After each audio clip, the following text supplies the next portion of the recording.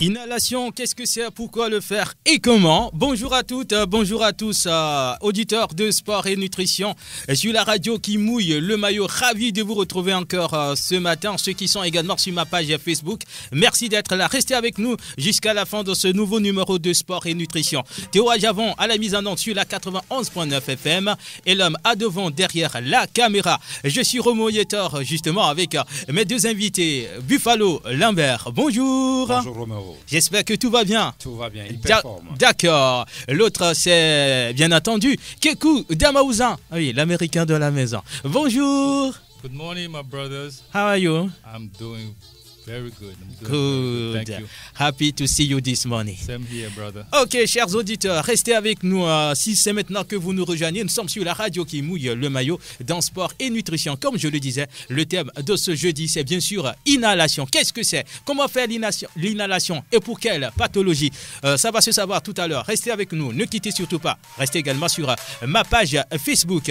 Mais d'entrée, Buffalo Lambert. Oui. On a lu sur les réseaux sociaux que vous prenez le jus d'ananas, ajouté à l'épic pour permettre à ceux qui souffrent d'anémie de pouvoir avoir beaucoup de, on va dire, de sang, bon, si on peut s'exprimer ainsi. Hein. Roméo, moi je vais encore une fois le dire. En aucun cas, le lait pique donne le sang. En aucun cas, l'ananas, qu'il soit, c'est-à-dire même si c'est naturel, comme je recommande souvent aux gens, ne donne pas le sang. Les deux mélanges-là n'ont pas leur place là-bas pour dire que le mélanger le lait pique et l'ananas donne le sang ou va guérir l'anémie. Si oui, je voudrais que ces professeurs, ces docteurs qui ont fait cette recherche, cette étude-là pour dire que pour guérir l'anémie ou éradiquer l'anémie, quelqu'un qui est anémié, il doit prendre le lait et ce fruit. Non, c'est une erreur monumentale. Ceux qui ont écrit ça sur le web, je pense qu'on doit même les poursuivre et les jeter même en prison. Je pèse bien mes mots parce que c'est jouer avec la santé des gens. Quand je suis arrivé à Lomé, il y a 3 ans et demi, la première semaine, c'est-à-dire les premiers jours, quelqu'un m'avait dit il faut prendre le lait pique pour nettoyer la poitrine. Mais c'est archi faux. Le lait pique ne nettoie pas la poitrine, ne nettoie pas le sang. Si c'est le cas, pourquoi les Occidentaux, ils ont tous les problèmes de cancer là-bas chez eux? Si le lait nettoie le sang, si le lait nettoie la poitrine, pourquoi ils ont des problèmes de asthme, de respiration, de toux et de grippe là-bas chez eux à chaque saison et ils ne trouvent pas la solution? Donc, je suis désolé pour ceux qui font le business pour le lait pique. Moi, je vous le dis encore, l'homme n'est pas né pour boire le lait. Quelle que soit sa qualité, quel que soit d'où le lait vient, nous ne sommes pas un être humain. Que vous soyez africain, européen, asiatique, l'homme qui est sur cette terre, je parle des êtres humains. Nous ne sommes pas là pour boire le lait, ou du moins, on ne boit pas le lait.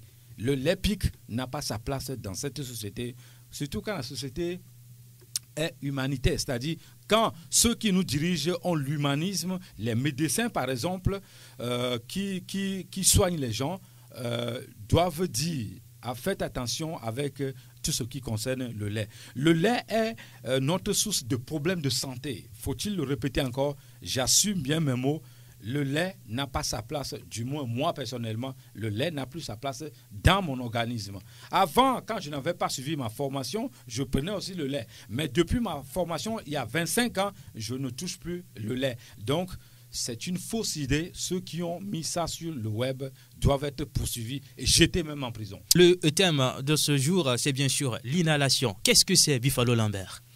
L'inhalation, c'est Ayokwe.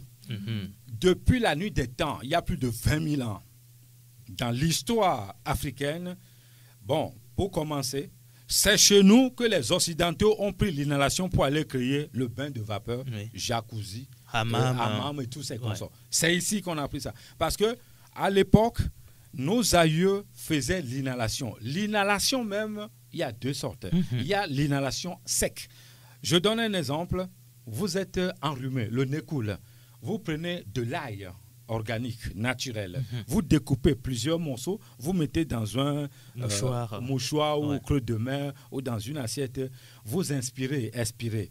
3 jours après, le rhume s'arrête automatiquement. Ça, c'est l'inhalation à sec. Je l'ai expérimenté. D'accord. Ceux qui nous écoutent là, ils n'ont qu'à faire l'expérience. Moi, je dis toujours, l'heure de l'expérience est arrivée pour les Africains de reprendre le contrôle au niveau de la santé pour devenir le leader mondial que l'Afrique était avant. Deuxième, l'inhalation, c'est prendre des tisanes. D'autres tisanes, on ne doit pas faire l'inhalation avec c'est de prendre d'autres tisanes et faire l'inhalation. Les inhalations font partie des remèdes de grand-mère encore populaires de nos jours. Et ce n'est pas pour rien, c'est un remède facile à préparer et doté de nombreuses vertus.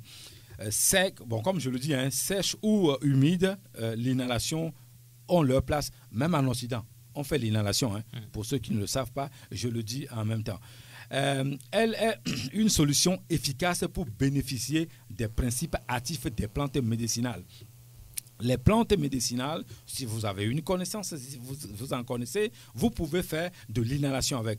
L'inhalation, à définition, aussi on peut dire en français pour les gens qui nous écoutent ou bien dans le truc littéraire, c'est le principe de l'inhalation est d'absorber par les voies respiratoires une substance généralement à base de plantes et des fruits, ça dépend de ce qu'on veut faire. C'est thérapeutique.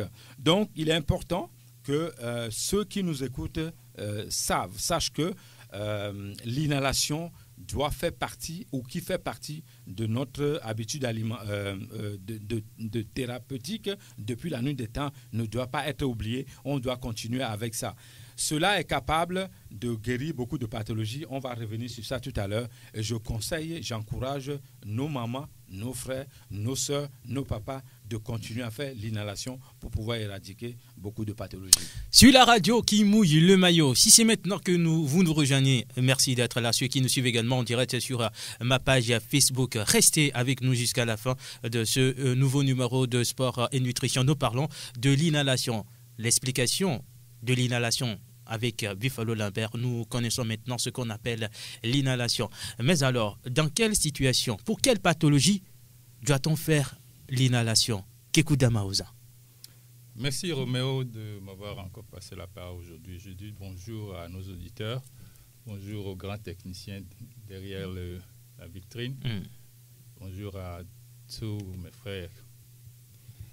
Et vous me demandez dans quelle pathologie il faut... Pour quelle pathologie, dans quelle situation? Voilà. Ouais. Et l'inhalation est faite depuis la nuit des temps, comme mon frère l'a dit. Il y a 2 genres, comme il vient de le dire. Mais avant, on utilisait l'inhalation en liquide, qui consiste à chauffer, pas bouillir, à chauffer de l'eau et mettre des herbes dans cette eau-là et couvrir la tête. Ça, souvent, et ça a été utilisé pour les problèmes respiratoires, surtout. Par exemple, quand vous êtes congesté et du côté du nez, vous inhalez de l'eau chaude, surtout la vapeur. C'est ça qui travaille. Ça aide beaucoup à décongester le nez pour que vous puissiez respirer. Ça combat l'infection de la voie respiratoire qui est vraiment dangereux pour la respiration.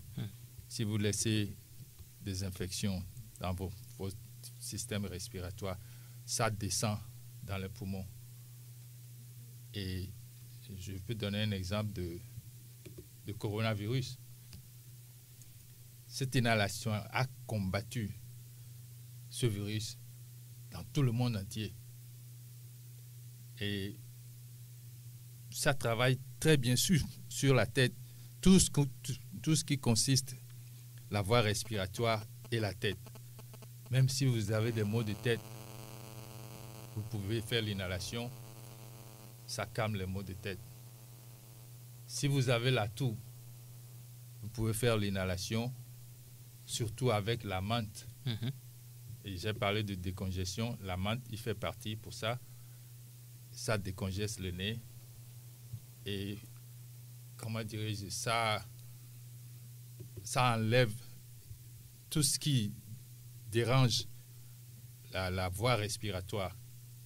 Quand vous toussez, vous pouvez faire l'inhalation. La liste est longue. C'est un anti-inflammatoire. Si vous avez une inflammation de gorge, une inflammation de poitrine, vous pouvez faire l'inhalation et on va développer comment ça se fait aussi bientôt dans quelques minutes. Yeah. Si vous êtes congesté, même les poussières causent des problèmes de respiratoire. C'est vraiment fluidissant. Et on le faisait depuis. Moi, j'en fais toujours. Si je sens les symptômes de la grippe, si je sens les symptômes de la toux, si je sens les symptômes de la sinusite, tout ça là, c'est très bon de faire l'inhalation. L'inhalation à base de l'huile essentielle, ce qui n'est pas vraiment courant chez nous ici, ça permet de décongestionner les voies nasales. Si vous mettez de l'huile essentielle, par exemple, la menthe, l'huile essentielle de menthe, mais là, je vais vous dire de protéger vos yeux parce que et vos lèvres, vous pouvez mettre de l'huile sur vos lèvres. Comment vous l'appelez? Beurre de karité. Beurre de karité sur vos lèvres pour protéger vos lèvres. Le thym est un anti-infectieuse pour la voie respiratoire. Et vous pouvez utiliser le thym, vous pouvez inhaler le thym. Mais si vous avez des problèmes de poumons, je conseille que vous utilisez l'eucalyptus.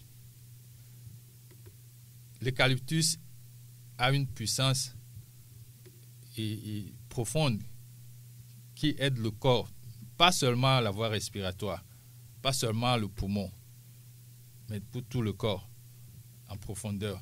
Ça travaille quand vous l'utilisez et quand vous faites l'inhalation avec ça. Et puis, je vais juste dire une petite chose sur l'eucalyptus. Ça nourrit, ça fortifie et ça stimule le foie. Juste en passant, je vais juste jeter ça dedans. D'accord. Donc, l'inhalation, c'est quelque chose qu'on doit vraiment faire. Même ce que mon frère vient de dire à propos de l'ail, vous écrasez l'ail, vous mettez dans un mouchoir, vous respirez, vous inhalez. Faites l'inhalation avec. On peut utiliser de l'eau chaude avec ça aussi. Et l'ail est vraiment un anti-inflammatoire, c'est un antibiotique. Ça travaille sur beaucoup de choses. L'oignon aussi. L'oignon peut être inhalé. Et ça décongeste la poitrine.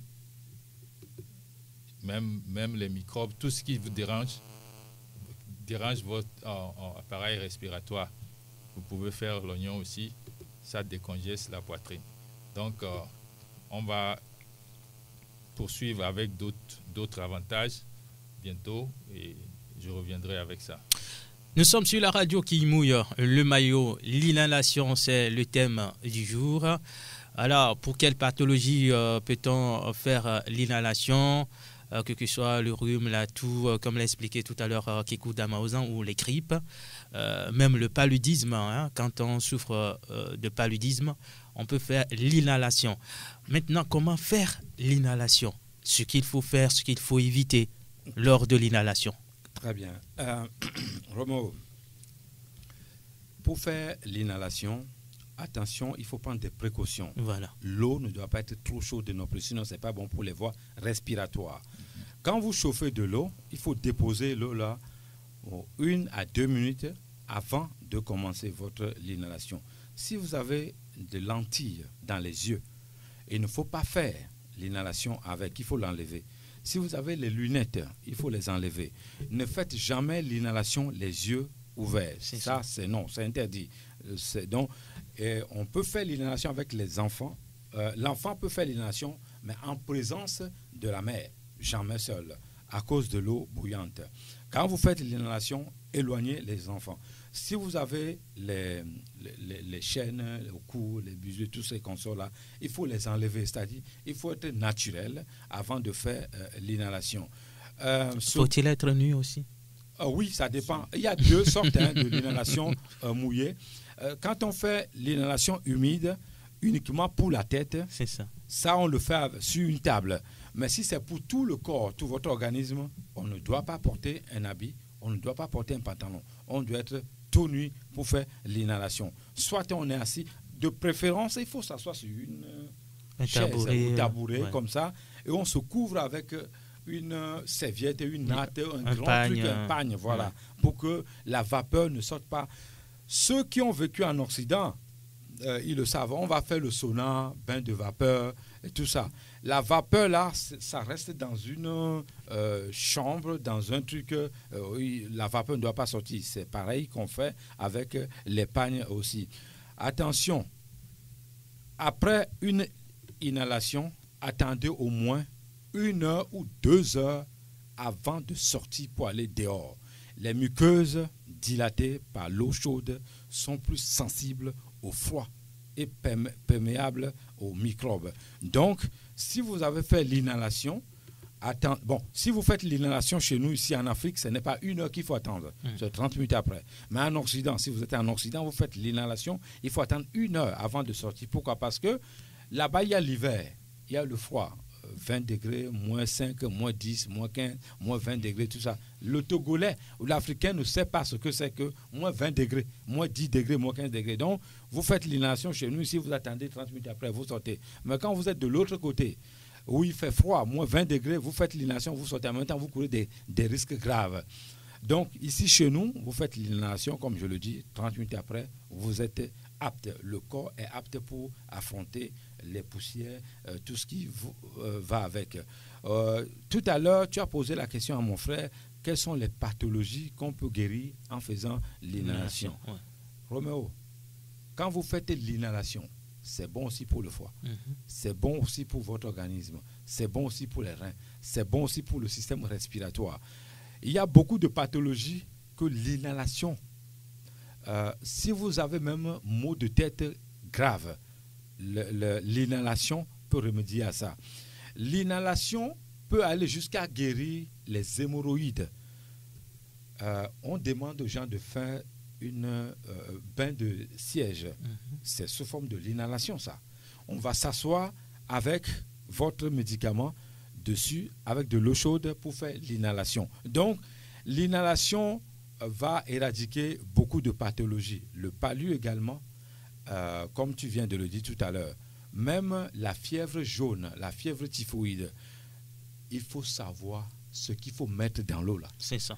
Quand vous avez les plantes là, quand vous avez la connaissance de ça, Roméo, on fait l'inhalation aussi pour la purification de son âme. Donc ça là aussi, c'est important de le préciser.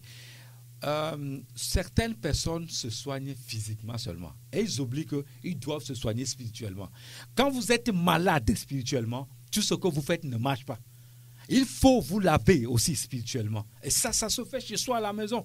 Pas besoin forcément, si vous n'avez pas la connaissance, vous vous dirigez vers ceux qui ont la connaissance. Dans le cas contraire, Roméo, un bon naturopathe, à chaque bain, c'est une purification. Il faut se purifier. Donc, quand vous êtes sale spirituellement, mais il n'y a rien qui marche pour vous. Vous énervez même les gens. Il y a des endroits où vous arrivez, on reçoit, d'autres on ne vous reçoit pas. Non, ce n'est pas parce que peut-être il y a une tante au village qui t'a jeté un sort. Non, parce que toi-même tu n'es pas, c'est-à-dire tu es sale. Qu'est-ce que j'appelle être sale? Pas physiquement, pas que tu n'as pas lavé. Non, il faut nettoyer votre esprit. On nettoie l'esprit avec la nourriture, on nettoie l'esprit avec la prière, on nettoie l'esprit avec l'inhalation. Il y a des fleurs qui sont faites, que la nature a créées pour se purifier. Dans la Bible, il est écrit que vous pouvez prendre l'hysope, le bâtiment. Voilà, vous pouvez prendre ça pour vous purifier. L'erreur que nos sœurs chrétiennes ou chrétiens font, c'est qu'ils vont prendre bâtiment et se laver avec aujourd'hui et demain, c'est fini. Mais non, c'est pas ça qu'il faut faire. L'inhalation dont il faut que je parle ici, ou bien la purification qu'il faut faire ici, ça a des jours, des heures, des minutes précises qu'il faut le faire. Ce n'est pas, ça dépend de comment tu veux être propre spirituellement. Donc, il est important que quand vous êtes fort spirituellement, la plupart de tout ce que vous faites, ça marche pour vous. Donc, même le foyer, quand vous êtes tous les deux sales spirituellement, ça ne pourra pas bien marcher. Vous dégagez des ondes négatives sur vos enfants et même pour tous ceux qui vous entourent. Quand vous êtes sale spirituellement, quand vous serrez la main à quelqu'un, vous laissez des ondes négatives sur la personne. Donc, il faut se purifier et être propre spirituellement pour pouvoir rendre les autres aussi propres. Quelqu'un qui est propre spirituellement rend son entourage propre, ou quand il serre la main à quelqu'un, ils envoient, je ne vais pas dire la bénédiction, mais ils envoient des ondes positives vers là-bas. Donc, il est temps. Nous, les naturopathes, moi et mon frère, nous, les naturopathes, lors de nos formations, la purification, c'est-à-dire être propre spirituellement, est la première des critères. C'est-à-dire, pour guérir quelqu'un, si toi, le docteur, non, je ne parle pas des docteurs, je parle des naturopathes, parce que le docteur prescrit les médicaments. Nous, ne c'est pas ça. Quand tu es naturopathe, pour aller guérir quelqu'un, si tu es sale spirituellement, la personne va venir chez toi, ses pathologies ne vont pas partir. Parce que toi-même, tu guéris, tu n'es pas propre. Donc ça, c'est important de mettre l'accent dessus que l'inhalation dont on parle ici, ça vient de très très loin. Quand je donne toujours le nom de l'Imhotep, le père de la médecine mondiale, ce n'est pas un blanc, c'est un Africain. Pour nos soi-disant intellectuels qui ont bac plus 7 là, il y en a qui m'ont dit que l'Imhotep n'est pas le père de la médecine mondiale. Et je leur avais demandé, apportez-moi les preuves, ils ne sont pas venus jusqu'à aujourd'hui là. Je dis, Imhotep est le papa de la médecine mondiale, c'est un Africain. Celui-là n'a pas eu bac plus 7, mais c'est celui-là qui soignait les pharaons, les reines à l'époque de toutes pathologies, sans exception. Voilà le papa de la médecine mondiale là-bas. Ce n'est pas celui qu'on vous cite là. Moi, je ne veux pas donner son nom. Ce n'est pas celui qu'on vous cite là. Donc, celui-là disait même, Imhotep disait même au roi et les reines, Néfertiti, pharaons et tout ça à l'époque, purifiez-vous d'abord avant de prendre tel médicament. Soyez propre spirituellement d'abord avant d'aller faire tel discours. Soyez propre d'abord spirituellement avant de faire tel voyage. Il disait ça au roi. Il y a plus de 20 000 ans, ça là se passait en Afrique. Nous avons notre histoire que les jeunes d'aujourd'hui qui sont à l'université ignorent. Il faut faire des recherches, il ne faut pas être paresseux intellectuellement. Donc l'inhalation, elle est profonde. Quand on parle de l'inhalation, il ne s'agit pas seulement d'ouvrir les pores, parce que quand on le fait, il y a aussi les pores qui s'ouvrent. C'est bon pour la peau également. On peut faire même l'inhalation pour avoir une belle peau, pour ceux qui ne le savent pas. On peut faire l'inhalation même pour nettoyer les cheveux. On peut faire l'inhalation, comme je le disais tout à l'heure, pour être très propre spirituellement. À bon entendeur, salut. Les auditeurs qui nous écoutent. Allô? Oui, alors bonjour. Bonjour madame, comment vous portez-vous? Non, c'est pas madame, c'est... Ah, la voix est féminine. Ouais. C'est monsieur? C'est Jonas depuis Agdegomé. D'accord, allez-y. Ok. Je voulais demander Buffalo Lambert, comme il est mon nutritionniste, l'homme né avant son père et l'homme mourant après son père. Bon, est-ce que prendre du fruit, c'est... Faire dessert, c'est prendre du fruit bien, du gâteau, bien de la boisson. Ok, et les fruits se prennent après ou avant le repas. Avant ou entre les repas. D'accord. Et pourquoi faut-il les prendre? Ok, et pour terminer, on dit le soir, il faut manger léger. Est-ce qu'un maçon qui est revenu du service, il boit de la bouillie, sa femme peut lui séparer de la bouillie pour... voilà, on a compris. Merci beaucoup. Buffalo, vous répondez rapidement à ces Oui. interrogations. Et il dit, quand le soir, il faut manger léger. Ouais. Quand un maçon revient le soir, ouais. un maçon, quand il revient le soir, il a entre 17h et 19h pour manger un plat lourd. C'est ça. À partir de 21h, pas bien. mon cher ami qui vient de m'appeler, l'estomac ne fonctionne plus. Vous fatiguez l'organisme. C'est pour ça qu'on dit qu'il faut manger léger à partir de 20h, 21h. Sinon, le maçon peut bien manger lourd. Le maçon revient du chantier à 17h, 18h, mais manger lourd. Manger lourd, tout à fait. Il dit aussi... Les fruits. Il demande les fruits. Mon cher ami, comme tu dis, si je suis ton nutritionniste, à partir d'aujourd'hui, il ne faut plus jamais manger les fruits après les repas. C'est ça. Il faut consommer les fruits avant les repas. On n'a pas le temps, sinon je vais développer pourquoi faut-il consommer les fruits avant les repas. Meilleure période. 6h, 10h. Manger les fruits, c'est entre 6h et 10h. Voilà. Si nous voulons que les fruits deviennent un médicament dans notre organisme, un chauffeur, quand il se lève le matin, il doit préparer son organisme pour le travail qu'il va faire tout au long de la journée. Donc, d'où on conseille, prenez un verre de l'eau le matin au réveil sans brosser les dents. C'est ça. Après maintenant, consommez des fruits à la portée, bon pour votre sanguin. À 10h, mangez les bouillies qui sont autorisés sans le sucre. À midi, mangez un plat lourd à votre choix. Le soir, quand vous avez fini, quand ce monsieur qui m'appelle là, qui vient de poser la question, le soir quand il revient, mais il a le choix de bien manger parce que il ne faut pas oublier, les chauffeurs font aussi un boulot qui est dur. Hein. C'est ça. Je ne sais pas si les chauffeurs de camions, taxis, ou privés. Oui, c'est très dur. J'étais un chauffeur, moi. Voilà. Celui-là, le chauffeur-là, il doit nourrir les cellules. Voilà. S'il ne nourrit pas bien ses cellules, il aura des problèmes de santé quand il va prendre la retraite. Roméo, quand vous faites, je dis, vous les journalistes, vous avez votre pyramide alimentaire. Oui. Il faut chercher ça. Heureusement, j'ai la mienne. Quand vous êtes chauffeur, vous avez votre pyramide alimentaire. Je conseille à notre frère, là, le chauffeur, là, de prendre le vin de palme sucré régulièrement, s'il n'est pas diabétique. Hein. Le vin de palme sucré régulièrement chaque matin, pour que les cellules mortes se réveillent, pour que son organisme soit très efficace. Le soir, il faut qu'il mange avant 20h des choses qui sont lourdes mais légères. Et il ne doit pas oublier, les légumes et les fruits feront un bon affaire pour lui. Voilà, Kekou, vous complétez. Voilà. Et il a parlé de l'inhalation et après se laver avec du savon. Voilà. Moi, je pose la question, quel savon? Voilà. En réalité, l'adulte, c'est maximum 20 minutes. Les enfants, 5 à 12 minutes maximum. D'accord, 5 à 12 minutes maximum pour les enfants, mais pour les adultes, 20 minutes au maximum. Ok, il a encore posé une autre question par rapport au lait. Le lait, voilà, comme je disais au départ, on avait lu dans les réseaux sociaux que le lait et l'ananas est bon pour l'anémie ou bien guérir l'anémie. J'avais démenti ça, que ce n'est pas bon.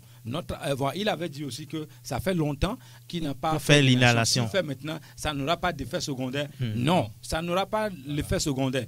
À moins que les composants de ces feuilles-là ne sont pas bons. Là, d'accord, pour lui. Dans le cas contraire, c'est non. Et le lait, je mets l'accent dessus, évitez de boire le lait. D'accord, Kekou. Ok. Et quand il dit qu'il n'a pas fait l'inhalation pendant longtemps, et qu'il le fait maintenant, il a peur s'il aura des effets secondaires.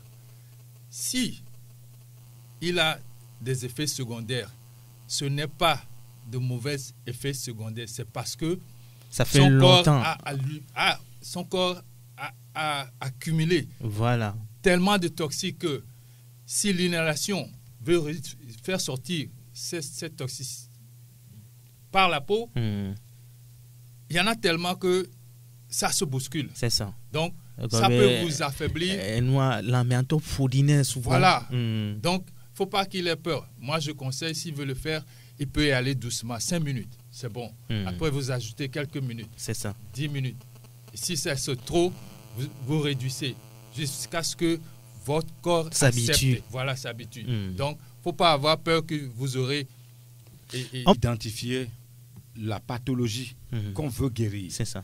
Pourquoi il faut faire l'inhalation? On ne fait pas l'inhalation parce qu'il faut faire l'inhalation. Voilà. Nous, l'inhalation, Pour faire l'inhalation, je conseille même à tous ceux qui nous écoutent de se diriger vers les spécialistes, ceux qui ont l'habitude de faire, qui ont la connaissance de ça. Parce que au là d'undo noir, l'inhalation, là, tu crée problème. Attention, devido que les deux crises d'asthme, l'inhalation, même à nos crises de drépano. Pendant ce temps-là, l'inhalation est bon, c'est bon, hein, mais ce n'est pas dans toutes les circonstances qu'il faut le faire. C'est ça. Pourquoi faut-il faire l'inhalation? C'est pour guérir cette pathologie. Une fois que c'est détecté, le reste, c'est feu vert. Merci beaucoup. Alors, Buffalo, dans votre cabinet, vous avez de nouveaux médicaments naturels, 100% bio. Tout à fait. Ouais. Dans notre laboratoire, on a désormais beaucoup de produits naturels que nous avons mis en place qui peut, si vous souffrez de n'importe quelle pathologie, vous nous contactez. Les maladies dites incurables, nous sommes là pour vous aider. Comme je le dis, hein, vous venez chez nous, on va d'abord vous purifier spirituellement et puis vous allez prendre des médicaments là et tout va être bien pour vous. Donc chez nous actuellement, nous avons des multiples médicaments fabriqués au Cameroun, au Togo, à la portée des Africains avec des pathologies bien précises. Tout est bien. La dose, tout, comment faut-il le prendre? Il y a même des médicaments naturels chez nous que d'autres groupes sanguins ne doivent pas boire. Il y a ça, c'est personnalisé ça. Il y a d'autres médicaments, d'autres tisanes préparées, des médicaments naturels que d'autres groupes peuvent boire en fonction des pathologies qu'ils ont. Alors, beaucoup aimeraient bien intervenir en direct, mais nous sommes désolés. Voilà, le temps est déjà parti. Maintenant, Buffalo, vous nous laissez votre numéro sur lequel on peut vous joindre. 93 22 45 49. 93 22 45 49. Merci beaucoup. Kekou Damaouza. Oui, monsieur. Ah, l'anglophone. Merci d'être passé encore aujourd'hui. C'est moi qui vous remercie, mon frère. On est là, le prochain rendez-vous, on est là. Hein? On est là. D'accord.